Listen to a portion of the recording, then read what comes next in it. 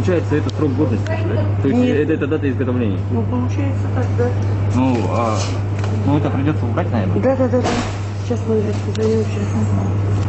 Дальше здесь вот у нас очень непонятная система. Угу. Потому что покупатель должен на что-то ориентироваться. Здесь вот упаковано, ну тут срок годности уже явно будет, так что это у нас идет. Здесь немножко... Нет, мы ориентируемся здесь на вот тут. Ага.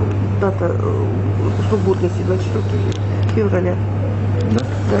То есть, почему здесь изготовителя? А здесь срок годности? Ну, это, видите, автоматически поставили, когда взвешивали. А мы здесь ориентируемся вот на дату производителя. А покупателю у нас что ориентироваться надо? Ну, в принципе, мы, если вопросы у кого-то возникают, они сами уже у нас ориентируются. Может как-то привести в соответствие это? Хорошо, сейчас мы этим займемся обязательно. Скажите, пожалуйста, как вы вот прокомментируете вот сейчас с прилавка мясного, да, мясо ваш сотрудник убирала?